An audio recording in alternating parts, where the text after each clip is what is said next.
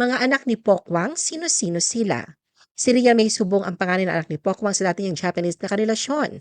Ipinanganak noong May 14, 1996, kilala siya sa pagiging simple at matalino. Siya ang naging inspirasyon ni Pokwang na magsumikap sa showbiz upang mabigyan ng magandang buhay ang anak. Noong December 2024, ibinahagi ni Pokwang sa Fast Talk with Boy Abunda na may apo na siya kay May. Paminsan-minsan ay lumalabas si May sa mga vlog at post na kanyang ina. Si Shin ang yumaong anak na lalaki ni Pokwang.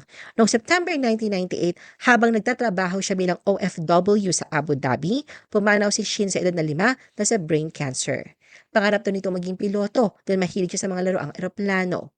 Sa bahay ni Pokwang sa Antipolo, may silid siyang inilalaan para kay Shin bilang alaala sa anak. Si Malia Francine O'Brien ay anak ni Pokwang sa dating partner na si American actor Lee O'Brien. Ipinanganak noong January 18, 2018. Agad siyang minahal ng publiko dahil sa kanyang charm at kakulitan. Madalas silang magkasama ni Pokwang sa social media at TV guestings, kung saan makikita ang kanilang sweet na bonding, at kahit naghiwalay sina Pokwang at Lee, nananatiling hands-on at mapagmahal na ina si Pokwang kay Malia.